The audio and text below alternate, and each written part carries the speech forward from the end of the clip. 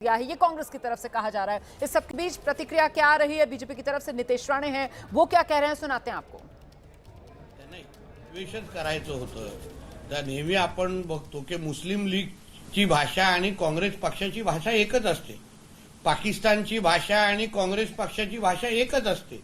म्हणजे आमच्या ह्या राष्ट्राला, हिंदू राष्ट्राला इस्लाम राष्ट्र बनवण्यासाठी ज्यांनी षडयंत्र जे करतायत, गजवाय हिंद करणारे जे लोक आहेत.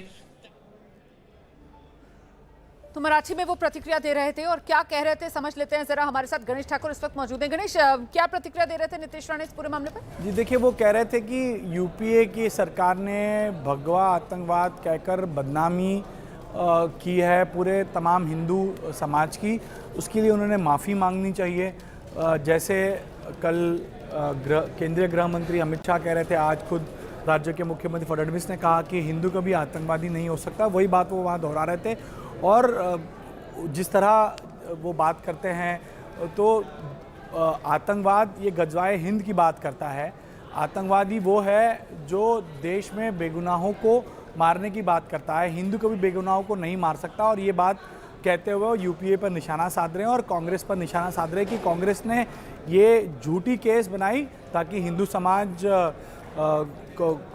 समाज कटघरे में खड़ा हो, हिंदू समाज को आतंकवादी करार दिया जाए और हिंदू मुस्लिम करके राजनीति चमकाने की कोशिश कांग्रेस कर रही थी। इसी वजह से 2008 के बम धमाके कराए गए और आरोप लगाए गए हिंदुओं पर ताकि हिंदू मुस्लिम तनाव हो और राज्य में ऐसी स्थिति निर्माण हो, ऐसा नितेश राणे अपने स्टेटमेंट में कह रहे हैं।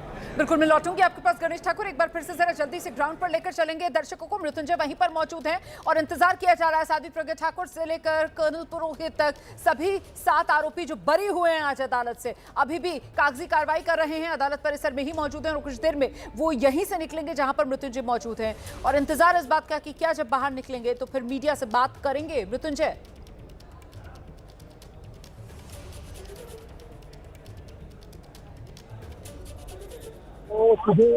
कम है क्योंकि वो सीधे मिलिट्री बेस पर जाएंगे, कोलाबा मिलिट्री बेस में, और वहाँ अपने वरिष्ठों को रिपोर्ट करेंगे। संभावना कम है कि वो मीडिया से बात करें, लेकिन उन्होंने कोर्ट में ज़रूर कहा, कोर्ट में उन्होंने जज के सामने जब फैसला आया तो उन्होंने ज़रूर कहा कि 17 साल बर्बाद हुए और ये भी कहा कि एजेंसी गलत नहीं, एजेंसी में वाले कुछ लोग गलत होते हैं जो अपने गलत कदम उठाते हैं या फिर दुरुपयोग करते हैं अपने पद का, और तब इस प्रकार से निर्णय होता है और गलत लोगों को फंसाया जाता है। तो उन्होंने कहा कि एजेंसी कभी गलत नहीं होती है, उसमें काम करने वाले कुछ लोग गलत हो सकते हैं। ये महत्वपूर्ण बात कर्नल पुरोहित ने कोर्ट में कही। और आपको बता दें कि साथ ही साथ समीर कुलकर्णी कोर्ट में थे। उन्होंने कहा कि जब मेरे घर पर पुलिस आई थी, मुझे गिरफ्तार किया गया था, तो मेरे पास से 900 रुपये जब्त किए गए थे, लेकिन कागजों पर सिर्फ 750 रुपये दिखाए गए। तो अगर मेरे 150 रुपये मिल जाते तो मैं कोर्ट का धन्यवाद कहता। इस पर कोर्ट भी हंसने लगा, आगे चर्चा नहीं हुई। यानी कुल मिलाकर समीर कुलकर्णी ने एक अप्रत्यक्ष तौर पर एक कटाक्ष किया एजेंसियों पर कि किस प्रकार से ये जांच की गई थी कि उन्होंने उनके पास से 900 रुपये मिले तो कागजों पर 750 रुपये दिखाए। यानी कुल मिलाकर उनका कहने का ये था कि सबूत नहीं मिले तो अपने अनुसार सबूत गढ़े गए। ये आरोप कहीं न कहीं अप्रत्यक्ष समीर कुलकर्णी ने लगाया। ये बातें भी, ये घटनाक्रम भी कोर्ट में हुई और ये कागजी प्रक्रिया होने के बाद अभी थोड़ी देर में तमाम लोग निकलेंगे। और एक और डेवलपमेंट है जो अभी मुझे कोर्ट से जानकारी मिल रही है कि जो ऑर्डर कॉपी है, ऑर्डर कॉपी आज किसी को नहीं दी जाएगी, यानी हम कहीं उपलब्ध नहीं होगी।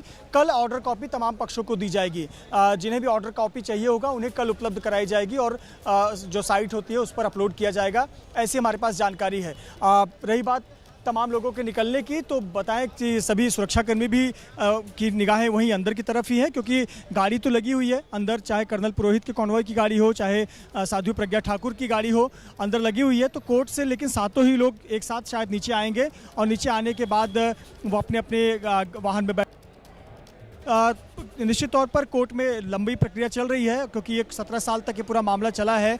तो कागजी कार्रवाई में वक्त लग रहा है, कोर्ट की प्रक्रिया है, साथ ही साथ कोर्ट पैरेलल और भी कार्य करते रहता है, तो इसलिए समय लग रहा है। लेकिन उम्मीद कर रहे हैं कि थोड़ी देर में आरोपी बरी हो और संभावना है कि तमाम लोग अपनी प्रतिक्रिया भी देंगे। जी महत्वपूर्ण जानकारी हमारे सहयोगी इस वक्त दे रहे हैं और जल्दी से जरा गणेश का रुख कर लेते हैं। गणेश, ऐसे में अब बड़ा सवाल यह है कि अदालत ने फैसला सुना दिया है, सियासी आर पार छिड़ रहा है। हालांकि ज्यादातर हम देख रहे हैं कांग्रेस के नेता, कांग्रेस के सहयोगी दलों के नेता ज्यादा कुछ इस मामले पर बोलना चाह नहीं रहे, बचते हुए नजर आ रहे हैं। लेकिन अब आने वाले समय में जो सबसे बड़ी जनता की अदालत में ये मामला उठाया जा सकता है वो बिहार विधानसभा चुनाव है। और बिहार विधानसभा चुनाव में क्या आपको लगता है कि मामला गर्मा सकता है? इस पर आप अपनी बात रखिएगा, लेकिन पहले जरा एक बार सुनते हैं नीतीश राणे क्या कह रहे हैं मालेगांव बम धमाके मामले में जो फैसला आया उस पर। इसलिए इनको कोई भी हिंदुओं की किस तरह से बदनामी हो सकती है।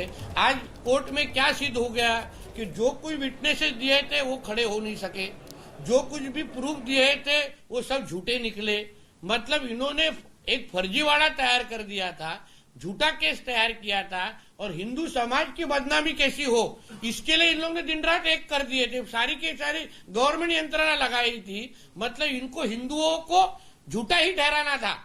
हिंदू राष्ट्र में रह के, हमारे इस जमीन पे रह के, हमारा ही खाके, हमारे से ही बड़े होके जमीन से अगर ये लोग अगर नमक हरामी करते रहेंगे ना तो इनको सजा ही मिलनी चाहिए। ये लोग देशद्रोही लोग हैं, ऐसा मैं कहूंगा। सर, विक्टिम्स का भी कहना है कि विक्टिम जो है, जो उस वक्त में जो भी कुछ हुआ था, उनका भी कहना है कि हम हाई कोर्ट में अपील करेंगे, अभी तक हमें इंसाफ तो मिला नहीं है। किससे देखेंगे सर आप? अभी इस तरह जो आज कोर्ट में आया है, जो निकाल दिया है वो सभी चीज को देखने के बाद ही कोर्ट ने दिया है। सारे अगर पुरावे, अगर उन्होंने प्रूफ अगर दिए रहते तो आज कोर्ट ने इनको निर्दोष मुक्त नहीं किया रहता।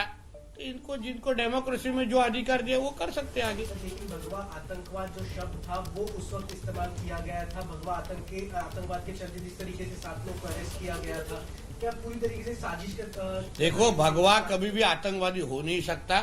आतंकवाद का एक ही कलर है, वो हिरवा है, हरा है। और वो बार बार वही सिद्ध हो गया है। पहलगाम में सिद्ध हुआ है, बार बार सिद्ध हुआ है। भगवा आतंकवादी नहीं हो सकता। आतंकवाद का कलर सिर्फ हरा है और हरे को जिस तरीके से बार बार हम लोग ने देखा है उसमें सजा आगे जाके मिलने ही वाली है।